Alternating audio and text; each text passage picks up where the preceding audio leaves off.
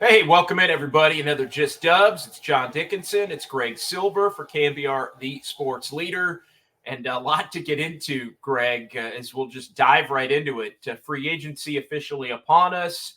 Klay Thompson's no longer a member of the Golden State Warriors. I know we did a couple of shows in the infancy of that news breaking, and you wrote about Klay Thompson as well for KNBR.com. But yeah, it was weird today as we record this on Tuesday evening, even though it's been official now for a couple of days and we've known about it for over a week, it was still a little weird seeing Klay Thompson have an introductory press conference with the Dallas Mavericks and holding up a number 31 jersey. And the Warriors are trying to and have figured out, at least in the short term, how they want to move on with Kyle Anderson coming in and Buddy Hield coming in and DeAnthony Melton coming in, but still kind of a weird adjustment, to say the least here, Greg. How are you doing? Welcome in, and good to be with you. Can't spell Just Dubs without JD. I'm doing well. Busy week for you with doing a lot of filling in on the Pop on Lunch spot. I heard you and Dieter Kurtenbach talk a lot of good sports today, and yeah, I'm doing well. The dust has settled a little bit, which is a nice feeling in a way. It was a little bit, felt a little bit in a whirlwind going last week, and a lot of the Klay Thompson news and a lot to process. And I guess the note I'll just say on Klay, since we've talked about everything with his departure, seeing him at the Dallas press conference, super strange, but he does seem like he's in a good headspace. I am happy to see that, and I want him to do well. Yeah, a couple of quick things just on that. I know we had kind of thrown around some different topics to get into for this podcast, and then that press conference did occur on Tuesday morning. I think a couple of things that stood out, him looking forward to being rejuvenated and thinking that a change can spur greatness. Re-energize him for the rest of his career, I think was the more direct quote. He had the Mavs targeted from watching him play in the playoffs, which I thought was pretty interesting. And the fact that he seemed like, from his view, they looked like a team that was having fun. And to the basketball standpoint of just, hey, Luka and Kyrie are going to get me better shots that maybe I've been getting with the Warriors. I think we knew how frustrated Klay Thompson had become the last 2 years, really. And we talked about all the contract stuff. We don't have to rehash that. But in seeing Klay discuss the decision that he made to go to Dallas specifically in some of the comments there, I think it really reiterated once again the fact that a parting was more likely than not and probably the best thing for both sides. Because even in sharing how happy he is to be a part of Dallas, there was, I don't want to say shade as if Klay should be, held accountable for it, or, I mean, he can have his opinion and clearly things changed, but even today you caught the remnants of, I really didn't like it there anymore, and it was time to go. Yeah, I mean, what was really fascinating about the Steve Kerr interview when he came on with Tolbert and Copes on KNBR this week is that he said, the injuries are always going to be the point of regret. And I don't think that's a surprise to anybody. I think that's always going to be what's looked at is the ACL tear, then the consecutive Achilles tear and missing 2.5 years. But what Steve Kerr did say that I grasped was he thinks that Klay was robbed of the 2 best years of his prime because he felt at that point, after the 5 straight finals runs, he was really starting to get a better understanding of the game. He was young enough and in physical enough shape, really the ultimate Iron Man.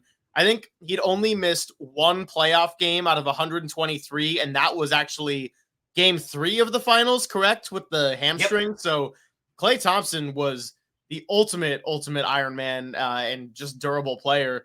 And the injuries are going to be the point of regret. But to hear Kerr say he thinks that he was robbed of 2 years better than that, or just as good as he was in game 6 of that Toronto series in which they lost the final game at Oracle, I think that's always going to sting for Warriors fans. It is going to be the greatest what if of this dynasty, because even if Durant leaves and you still have Steph and Draymond and a healthy Klay, I think there's a lot lined up while the rest of the league is still trying to catch up to you, and players like Luka Doncic and your Ja Morants are kind of up and coming and trying to be on your heels. So, yeah, but, I don't think that Klay should be held accountable for struggling mentally to come to grips with being a lesser player. I mean, I can't relate to what that's like if you have two brutal injuries like that. Klay was about as low maintenance as you could be for a star prior to those injuries. And really, I think his head was always at being competitive and wanting to win. And yeah, the stories from Ramona Shelburne and Kendra Andrews and Anthony Slater and others that I was reading obsessively in waiting rooms at the doctor's office and in line at the coffee shop or what have you. It was sad to read just from a standpoint of caring about Klay Thompson, but I don't think it was inherently selfish. Like, yes, he let his emotions get to him. I think it was probably tough for the front office and the coaching staff and his teammates to manage Klay having his ups and downs. But deep down, I think he was probably most frustrated with his declining play, his inconsistency, him having to accept a lesser role. And I think just to get away from that, look, if he wants a fresh start, that's his decision. And, I want him to have some success in Dallas. Yeah. And I think the one thing, just to kind of wrap that part of the conversation up, when he said, everybody expects you to be the all NBA player, I think that's the one part for me that I would just kind of say, well, I don't think everybody did. And there were some things that I think the Warriors, tried to do, whether it was limiting the back-to-backs and things like that, which he was adamant he wanted to get back to playing back-to-backs. And I know we've had the conversation before, and I've relayed to you, my take from the time. Like, if I'm as pro, I want to see guys playing as probably as much as anybody that covers the league. Like, I don't like the PTO stuff. And look, if guys are legitimately hurt, that's one thing. But Klay Thompson was the one guy that, if anybody would never play in a back-to-back again, to me, it would be Klay Thompson. But he was hell-bent on, no, I want to come back and play in some of those back-to-backs. And I think, the Warriors had a plan for what he was going to be doing in between the two injuries in that offseason. Didn't necessarily stick to that plan. And it led, I don't want to say led necessarily to the second injury, because you don't know. That injury could have happened at any point in time. But I think the fracturing or the differing of opinions of I don't think the Warriors were expecting Klay to be the guy that he was. I think he probably had that expectation more of himself. But I also think it's interesting when you look at, some of the things that he had to say as far as the environment and, the way the Mavs treat their players and things like that. And I think it's ironic in the sense, Greg, that I think the Warriors caved in some ways and catered to Klay Thompson because of the superstar that he was in the past, because of his mentality and him being hell-bent on being that guy, more than even they were hell-bent on being that guy, or they wanted to take some of the pressure off of him to allow him to be close enough to that guy, but maybe knowing that he would never get back to it. And I think his own stubbornness in a lot of ways pushed the envelope to a point where maybe the Warriors handled some things differently than they would have wanted to. And I think that in turn, bringing it back to the last couple of years, led to some angst and some frustration between the two sides that ultimately led to the departure. Yeah, but I think that the PTO, I'm glad you mentioned those letters, because even before you said that, I was thinking about the fact that he wanted to play and get back out there is actually a really admirable quality. And it stinks that the back-to-backs are something that the Warriors did want to manage, and they did want to manage his minutes. And heading into the exit interview this season, Steve Kerr was pretty easily hinting at wanting Klay Thompson to play fewer minutes. Less is more. Back. Right. And so, ironically, it's an admirable quality. And, Paul George is someone that we were hoping the Warriors could trade for and thought it was a good win-now move with your aging Steph and Draymond. But he's a bit of a PTO guy, as we discussed on our Just Dubs program. So Yeah, it's weird. I'll be looking forward to seeing him coming back to Chase Center. And, I do think that the Warriors, we said it many times, bringing Klay Thompson back was not going to make them better. Now, I still think they are at least a big move away from being a team I take seriously in the loaded Western Conference, but I also like some of the pieces that they added after a really shaky and disheartening start to this offseason. Yeah, it looked bad when they missed out on Paul George, and we'll get to Lauri Markkanen coming up here, but they did pivot, and because Klay Thompson was going to be gone and Chris Paul was also going to be gone, it freed up the ability to use the mid-level exception, which they used to sign DeAnthony Melton, coming off an injury-plagued year with the Sixers. Before that, of course, Warrior fans remember him from the series when he was with the Grizzlies in 2022, and those two teams met in the Western semifinals. They get Kyle Anderson, good old slow-mo from the Timberwolves, and, of course, the Spurs before that, and Grizzlies. And Buddy Hield comes over from Philadelphia. Hield, who had been in Sacramento and was a part of the Sabonis trade where the Kings picked up the big man and then ended up going to Philadelphia down the stretch this past season. I don't think that the Warriors are better right now than they were on April 16th. I know we had Marcus Thompson on of The Athletic, and he said it. They didn't. You still don't have the number 2, and we've talked about it a lot. I mean, they don't have. Although I like the moves that they've made. And, DeAnthony Melton's a good defender. He can shoot the 3, brings toughness. Kyle Anderson's a good passer, can defend multiple positions. Somebody that's going to be playing, I think, more in the 15 to 20-minute a game range. Buddy Hield, you got to have shooting, although, from our conversations, I've never been the biggest fan of Buddy Hield's game. He can shoot it. He doesn't really do anything else, but he can shoot it, and you can't lose Klay Thompson. They needed shooting even with Klay Thompson coming back. You can't lose Klay Thompson and then not add shooting. I think they probably need to add more shooting somehow. That may lead back to Lauri Markkanen at some point. But I think the big overarching takeaway for me, as far as the moves that the Warriors have made, they're set up now to be one big move away. Like I love Melton in his role as maybe he starts ahead of Podziemski. Maybe he comes off the bench behind Podziemski. You've got Buddy Hield in that mix. You've got Kyle Anderson in that mix now. Like, I like the Warriors have done it backwards. They have some guys that I think really would have helped them the last 2 years, to be honest. Right. But now they don't have the number 2. And so they are still set up to be able to make that trade to get that number 2. But as they're currently constituted, I know we can quibble about, all right, you take Klay Thompson and Chris Paul away, you add the 3 players that we've been discussing. I don't think you can count on Steph playing 70+ again. And here's the other thing about Klay. I think Chris Paul was better than people thought in his role. And the Warriors got away with Chris Paul in his role because Steph played 70+. Here's the other thing, though, I will say about Klay Thompson.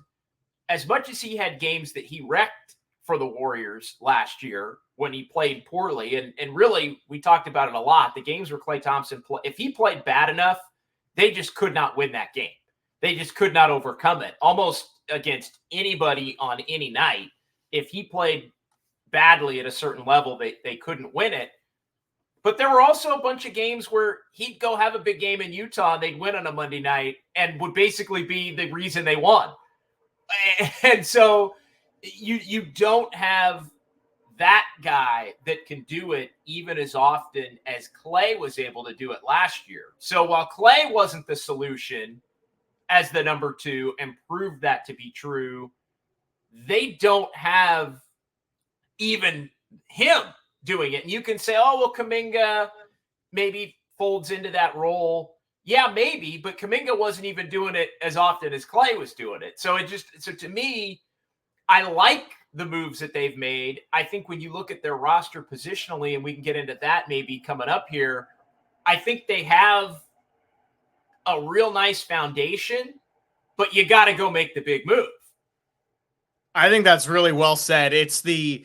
You've gotten those underlayers kind of sorted out, but you still got to work out what is the first layer and the top. And I know I've said this to you both on the air and off the air. It's one move and a medium move and a couple of small moves, or it's a big move and 3 small moves. And they're taking care of the smaller moves. When they were going to lose Klay Thompson, they missed out on Paul George, and they essentially got nothing back for Chris Paul. We were kind of looking at each other like, man, this team might stink. Since then, if you look at the 3 role players, I really do like the way they have filled that $30-ish million right there in DeAnthony Melton, Buddy Hield, Kyle Anderson. I think that's 3 very different skill sets. I think they all have something that the Warriors need. I think Kyle Anderson, while he's not a great shooter, is very much a Steve Kerr type of player in that he'll set screens, he can pass, he can defend on the perimeter, and he's got a long wingspan, and he's always been somewhat of a high IQ guy and just kind of a glue guy, even if he's not a big difference maker. I also like the fact that there's 2 former Grizzlies, DeAnthony Melton and Kyle Anderson, because that was a team that kind of in that 2022 season when the Warriors were giving it another big push, that was the up-and-coming team that had a really good defense, that was young and confident and giving the Warriors a hard time. And yeah, those 2 weren't stars in Memphis, but toughness, IQ, defense, all helps. Buddy Hield, with or without Klay Thompson coming back, this team was going to need shooting. Absolutely. So yeah, I'm with you in that I've always been a little lukewarm on Buddy Hield. He's been kind of streaky. I've seen him have heaters in person at the Golden One Center, and it's been really fun to watch. I've also seen him be unplayable in big games sometimes. So yeah, but here's the deal. They need shooting regardless. However, like how I'll tie this all together is I like the skill sets they've brought in, but yes, if there's a game in which Steph is not playing and you trot out this roster as is, they're probably going toe-to-toe in a fourth quarter, down to the final few possessions with the Portland Trailblazers or a rebuilding team, because I don't really know who your second guy is unless Kuminga takes another big leap, when we can get into that discussion as well. But that's kind of like I'm not sitting here in July hinging my bets on something we have yet to really see come to fruition. Yeah, I never believe you just count on young guys getting better and internal development, especially at the level it would take for Kuminga specifically. Like he could make a nice continued jump in his game and still not be able to become a bona fide number 2 on, forget about a title contender. I mean, because that's the other part that always kind of drives me nuts in this. When you talk about the need to make the big move, it's not the need to make the big move because you're guaranteeing yourself a championship or a finals appearance. It's you need to make the big move to give yourself a chance to be, let's say, top 6 in the Western Conference. And so that's where, as far as Lauri Markkanen goes, to bring it back to him more specifically, I think that's that would do it if you look at the rest of this roster. And I know there's been, I don't want to say conflicting reports as to what Utah would be interested in or not. I know Kuminga's been involved in some of the reporting. There's been other reporting that Kuminga wouldn't necessarily have to be involved in the deal if the Warriors are going to give up enough picks. Either way, whether, because here's the beauty of a guy like Markkanen. For as much as we've debated Kuminga, if the Warriors go get Markkanen and are able to do it without trading Jonathan Kuminga, well, Jonathan Kuminga is more playable with Lauri Markkanen on the roster and could even potentially make a positional switch to play more at the 3 or the 3 and the 4, depending upon what they do with Andrew Wiggins. You get Markkanen, then all of a sudden Kuminga is a lot more useful a player to your roster. If you get Markkanen, you have to give up Kuminga. I'm on record as saying I would be willing to do that.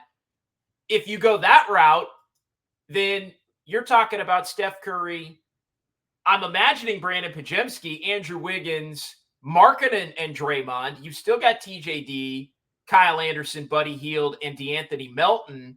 Now, maybe you don't have Moses Moody. Maybe you don't have a GP2 or a Kevon Looney. Podziemski's the one interesting one because I keep coming back to, well, if you're not going to include Kuminga, don't you have to include Podziemski? But I get the sense that the Warriors are unwilling to do that even at this stage.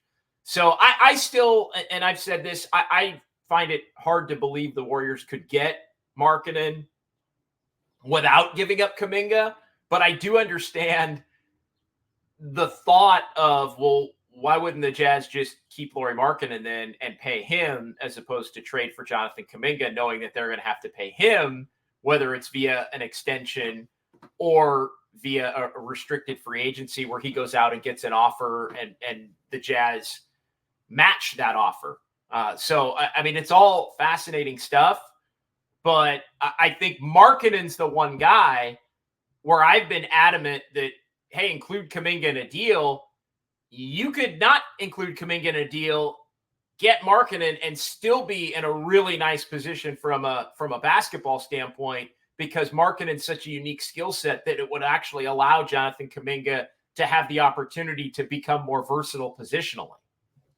I promise, if Jonathan Kuminga is on the roster with Lauri Markkanen, I will stop yapping constantly about we haven't seen him play the three quite effectively because that would change it. You got a big man who can shoot outside and does put up a lot of threes, and it's just all around a little bit more malleable. It would give it a chance to work. It would give it a chance to work. There's versatility there. And I'll say this about Jonathan Kuminga too. I absolutely want him to succeed. I want to see him succeed in a Warriors jersey because his success helps all parties involved. It helps the front office, who has been publicly betting on him. It helps the coaching staff, who has been questioned for how they develop young players. It helps his teammates. It sure helps Steph Curry, and it helps himself and his own confidence. Like it is a win-win-win across the board when Jonathan Kuminga has success. But he's also a 21-year-old who's going to have a brand new set of pressure and expectations on him. And that's not because of anything he has or has not done to this point, but it's the reality when you have a ticking clock on the career of the greatest player in your franchise history. So the reason I'm also in the boat of I would be okay parting ways with Kuminga to get Lauri Markkanen, and that's fine if you disagree, but I think Markkanen is young enough to where he can still be a piece to help build the future after the fact, but is also probably, as is right now, a more useful piece to fit around Steph and Draymond in what could be the final 2, 3, 4 years of their Warriors career. Well, and I will also say this.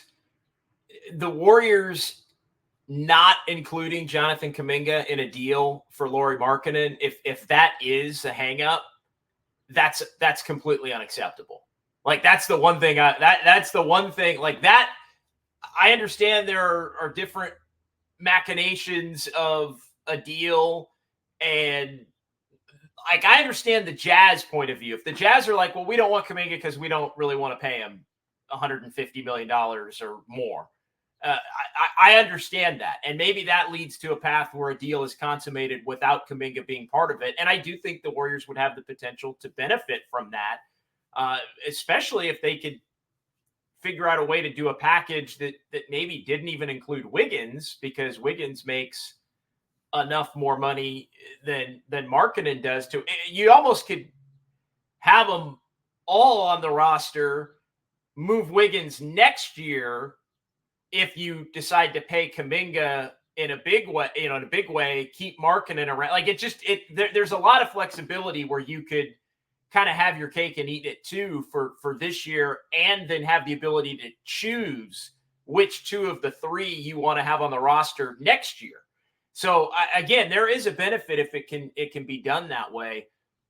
But as I said about the Paul George deal, and I know the Clippers weren't going to do it anyway, trading Jonathan Kuminga to get a deal over the top has to be on the table. I don't want to read that the Jazz backed out of the deal because the Warriors wouldn't include Kuminga. If that's what it is, they must include Kuminga, because this roster, and I laid it out, this roster with Markkanen and Wiggins and Curry and Podziemski and the guys that they just signed, maybe Moses Moody's going the other way in a deal like that, that's a roster that I think at that point could be a top 6 team in the West. The roster they have right now is not going to be a top 6 team in the West. And if a report comes out that the Warriors were unwilling to give up Jonathan Kuminga, and that was the reason that a deal between the Warriors and Jazz couldn't get done, guess what? That puts Jonathan Kuminga in a pretty unfair position for himself too.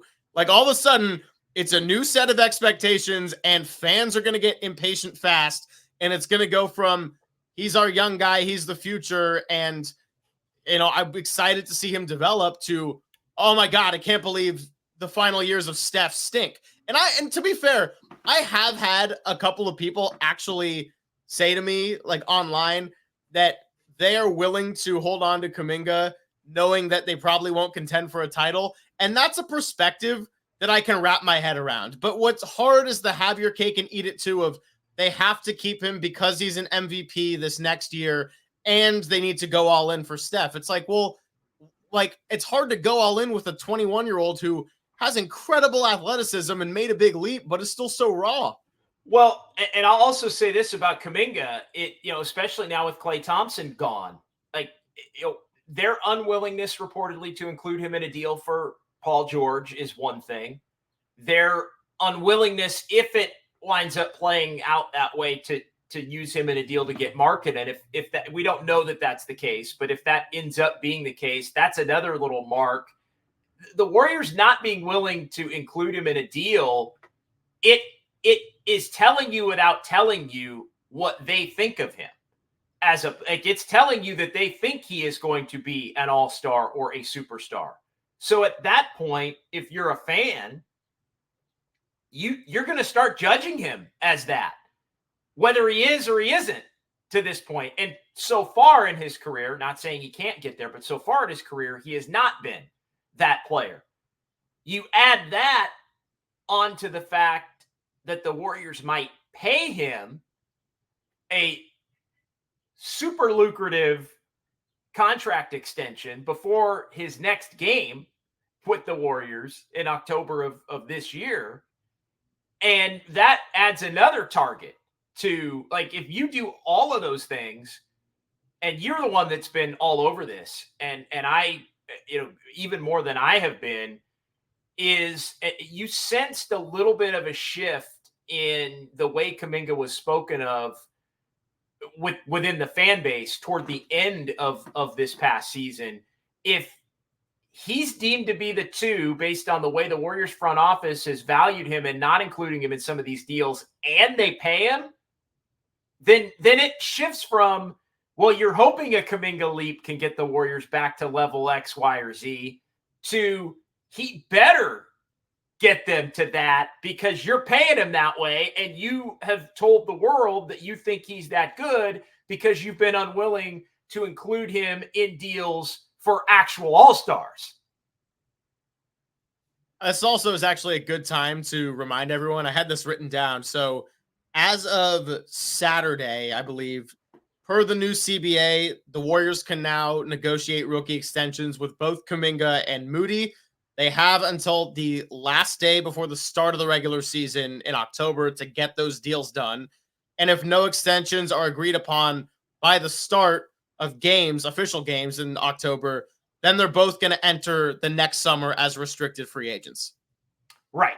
Which, again, at this point, I would not, and I would not pay John. I would not do an extension for Jonathan Kuminga without making him go out there and play it out in 24-25. And I'm in the same boat as that. I'm not against him, but I also wouldn't give it to him before the season even starts. No, well, here's the thing. And I think, Franz Wagner getting a 5-year, $224 million max extension. Wagner, who went 8 and has been a much more productive player in the league to this point than Kuminga has been, went 8 in Kuminga's draft, was the pick right after Jonathan Kuminga. I would venture a guess that, and you were all over this one as well. I mean, the first thing that when the Wagner deal comes out, my first thought is, well, Kuminga, because we've sort of been working under this belief that he was going to get maybe 4 and 120 or 4 and 130 in a possible extension. And that would be a lot. Like I've mentioned that specifically before the Wagner deal as like I would not want to pay him that ahead of time. The Wagner deal comes out, and my first thought off the Wagner deal is, well, he's going to want closer to $200 million than anything that's in the 4 and 120 or 130 range.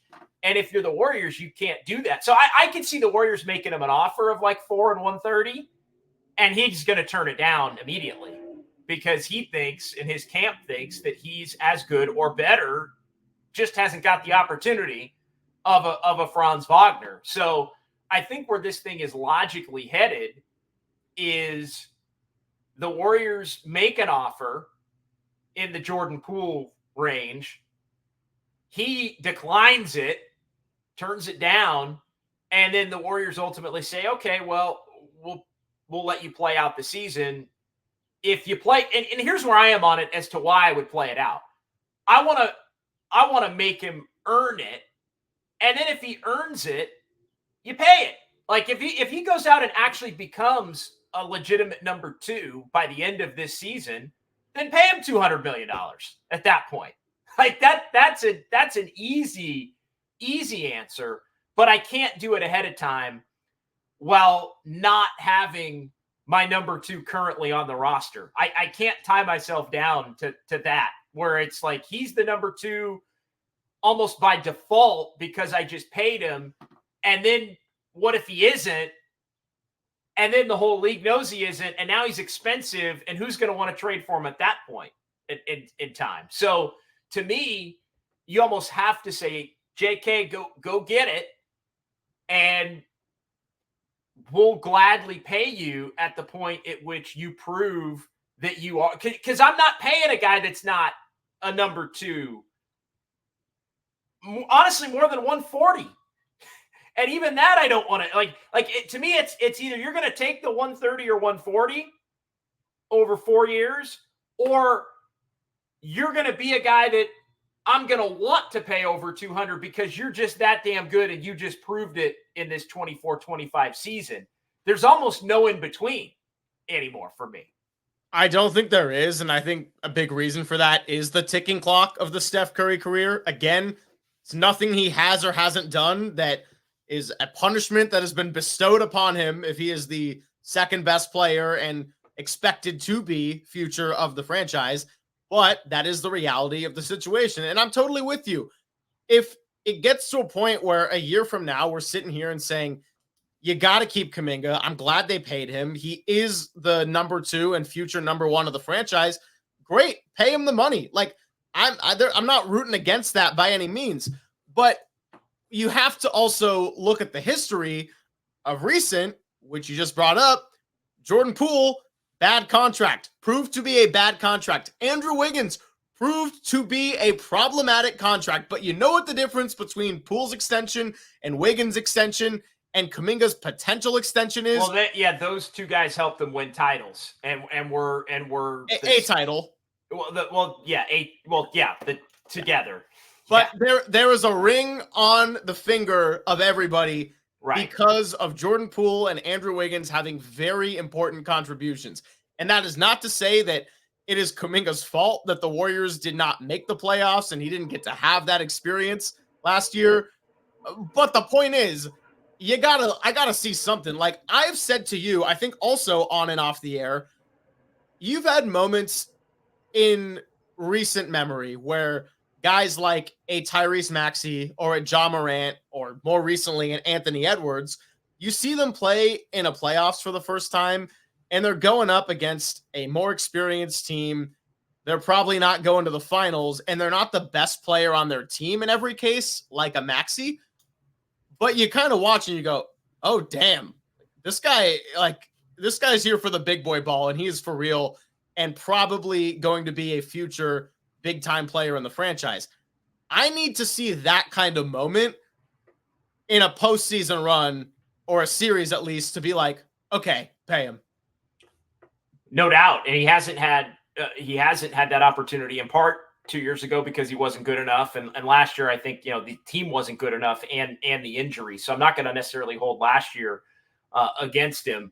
But, and again, I'm not really even holding 2 years ago against him because he was too young, I think, to reasonably be able to expect that. So, no, I think all of that is fair when you look at Kuminga in this deal. So, yeah, I just think they're headed to a place where, Jordan Poole, and I'll even put it this way as far as Jordan Poole getting the deal that Jordan Poole got.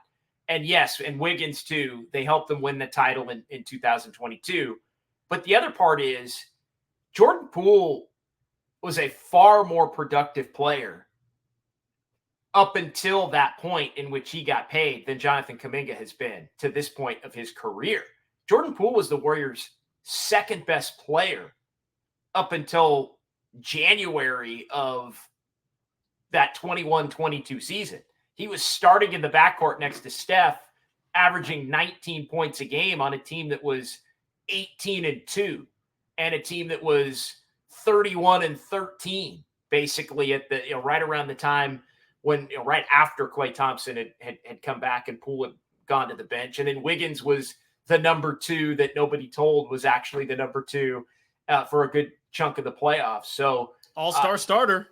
Yeah, exactly. All-star starter. So that I think factors in a big way.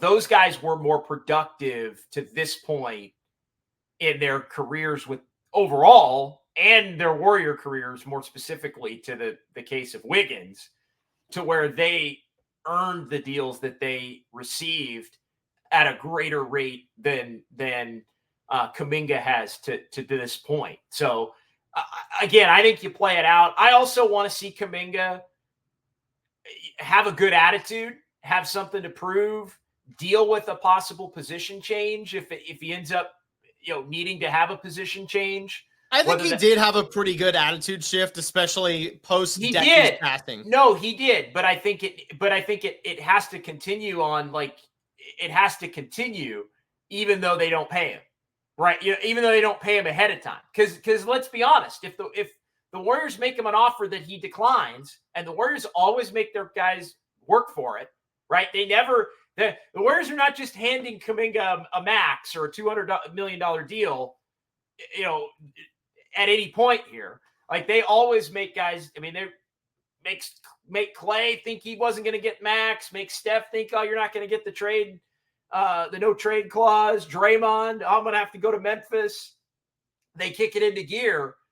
Like, if you're doing that in terms of negotiation with those guys, you're not just giving Jonathan Kuminga a $200 million contract. So at the point at which they make an offer that he declines, and then things just kind of level out, he's going to have a good attitude about that, is more my point. Like, okay, I got to prove it, but prove it isn't go Chuck.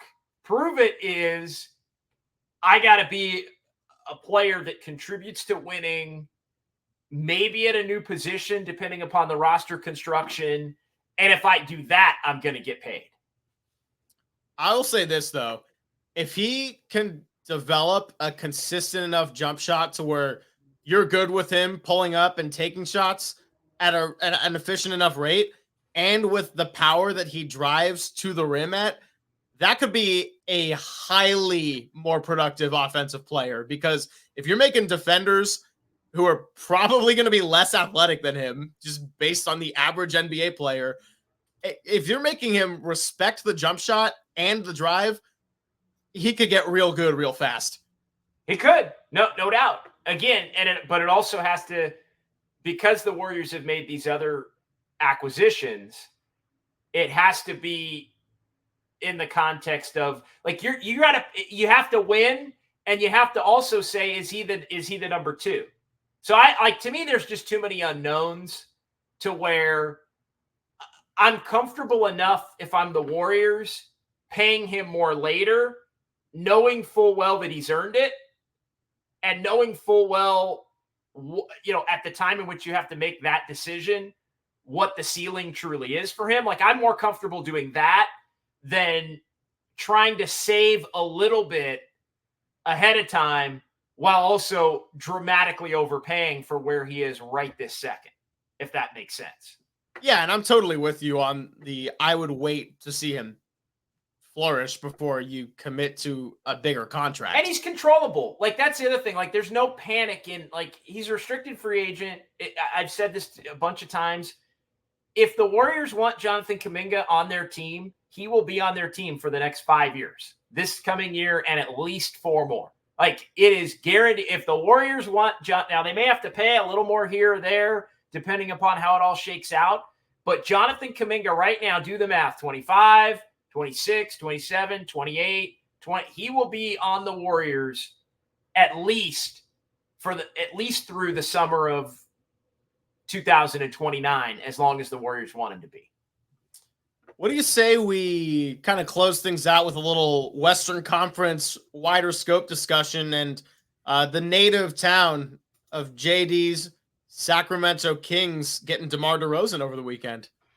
Yeah, I liked it from a basketball standpoint. I think the whole thing is fascinating to me because you've got – I mean, the Kings were the one team that were able to, yes, pay him and pay him basically double what anybody else was willing to offer. And that's what it took, even at 35, to get DeMar DeRozan.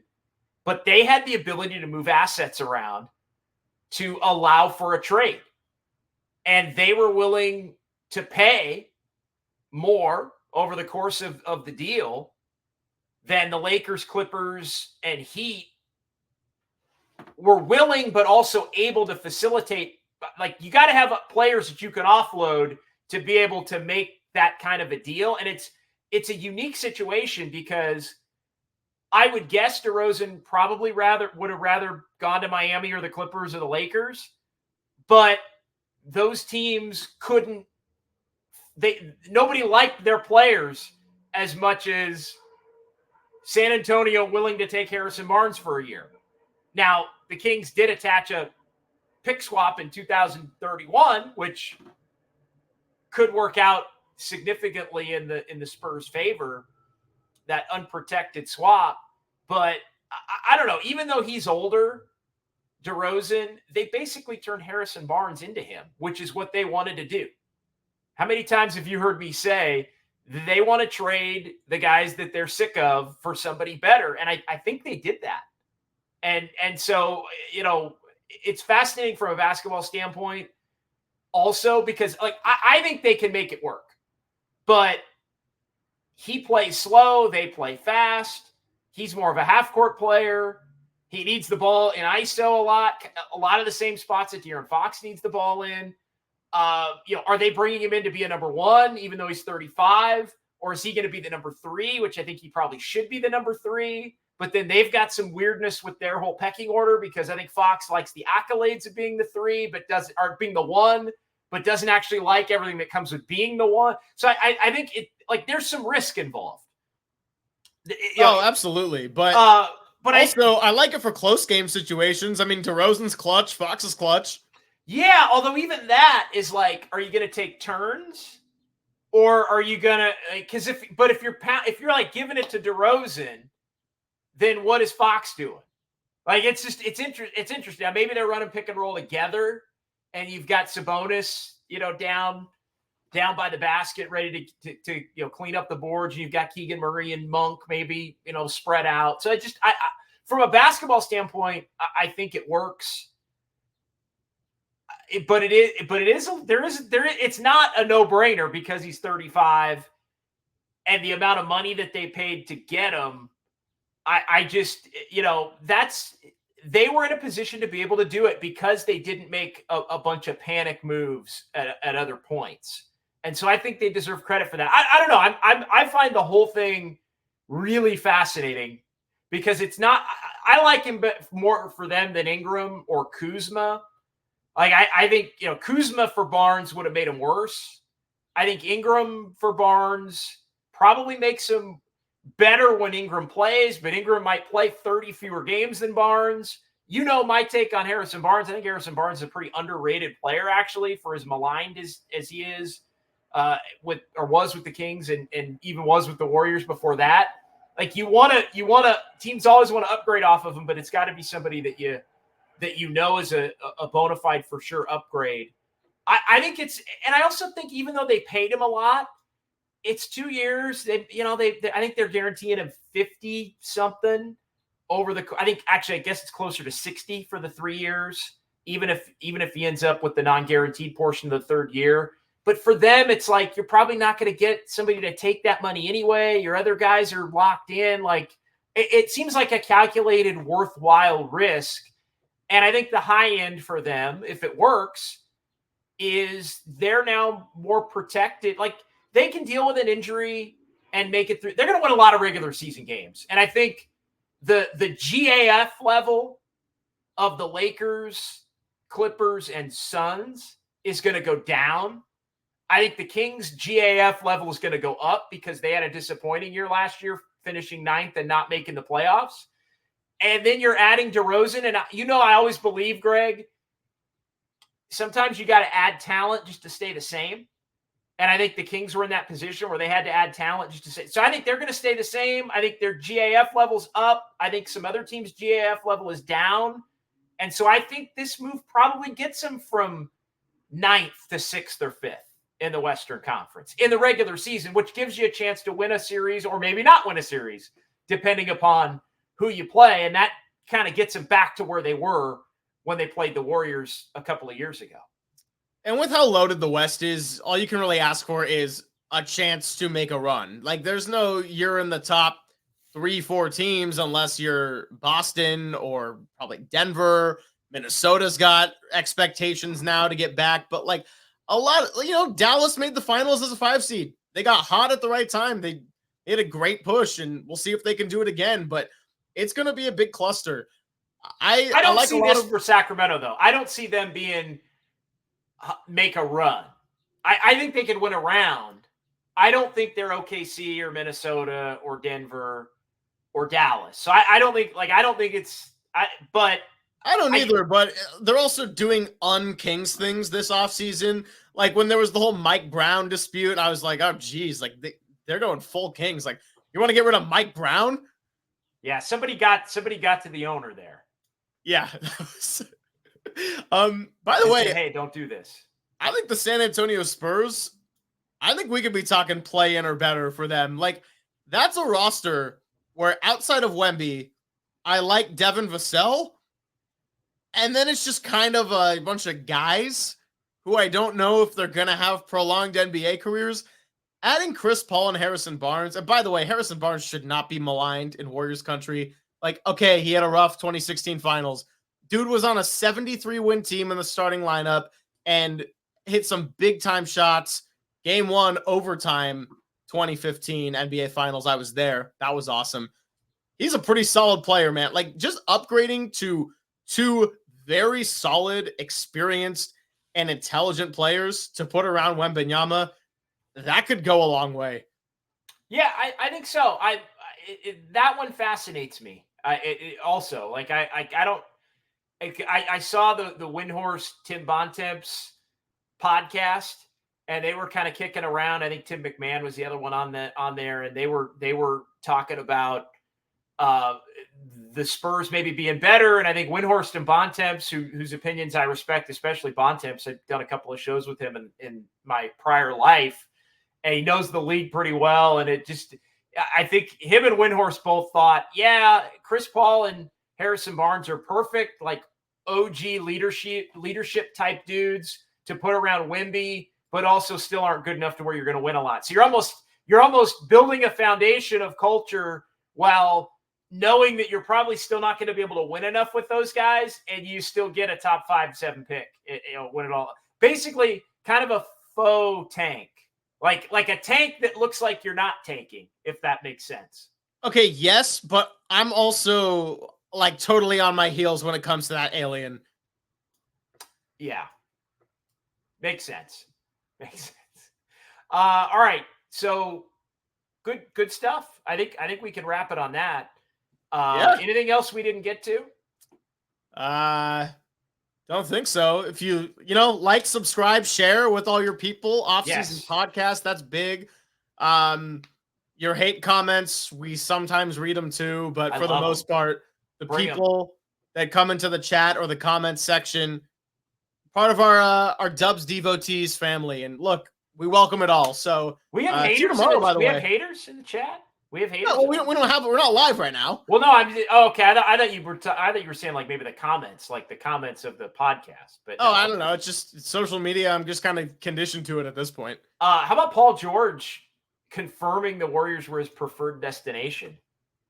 It was interesting, but I'm also at the point with Paul George of like, all right, didn't happen. He's old. Warriors didn't want to give up Kuminga. Move on. Yeah, it's kind of it's done at that point. So yeah, we'll see if the Warriors. There was one other thing, and I know you sent me this, and then I didn't get to it. Of course, it was the Anthony Slater reporting from this afternoon that dropped. That internally the Warriors believe they're one move away from, quote, making legitimate noise, but feel comfortable heading into the season with the current roster. Like I felt like that when you sent me that, and I read through. Like when you sent me that, to me that's posturing.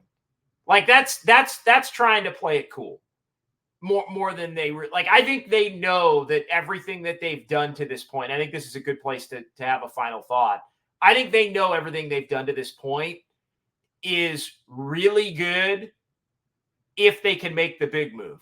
So to me, it's more they're trying to be patient. And the real tell is that they know they're one big move away from making legitimate noise, which I wholeheartedly agree with. Now, that move's not Zach LaVine, by the way. Zach LaVine does not count on that. I mean, to me, they're talking about Markkanen. To me, that whole thing is, if we can get Markkanen, let me translate it for you, Greg, and you tell me if I'm wrong. That whole translation is, the Warriors are saying, if we can get Markkanen, especially if we don't give up Kuminga to get him, we can be really freaking good this year.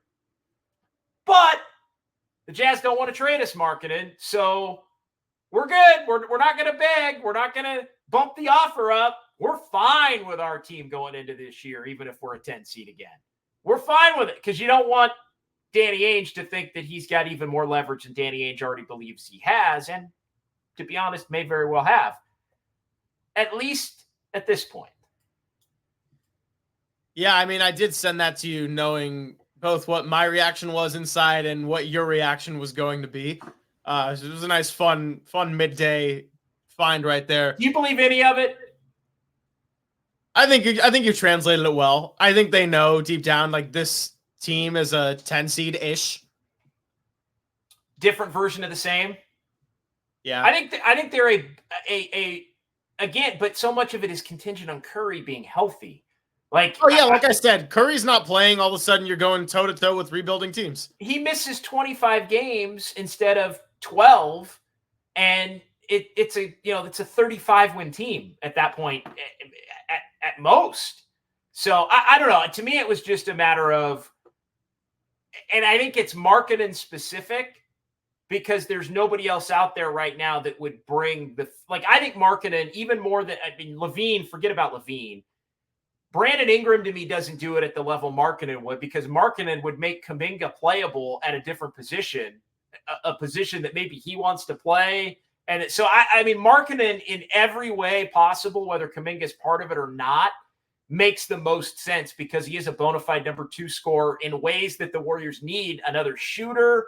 Like, think about everything that they've done to this point, and then add Lauri Markkanen to the mix. Even if you're giving up Kuminga, I mean, that team, I think, is a bona fide. I don't know contender. We'll have to actually watch them play, but I would say if they got Lauri Markkanen, they're 6th in the West. They're right there in that Sacramento 5-6 range. And for this version of the West, that's a pretty good team to me. So, and that's a team that could get hot. That's a team with some of the championship experience. I would give the benefit of the doubt as could get hot and make a run more than, say, a team like Sacramento with DeRozan, although I do think Sacramento's much closer to a 5-6 now than a 9-10. All right. I got 3 words for you. Trades are hard. Boom. Trades are hard, and the Warriors have to make one more at some point. If it happens in the next couple of days, we'll make sure to try to get another podcast out as well. Busy week for me back the next few days here, Wednesday, Thursday, and Friday with Rod Brooks. And we'll try and sneak one in before my actual vacation. I had like a vacation appetizer last weekend. The actual week off is next week before everything else gets going. So get my man some mental rest. Get him some R&R. I feel great. See you tomorrow. Yeah, we'll see you tomorrow. For Greg, I'm JD, KBR, the Sports Leader.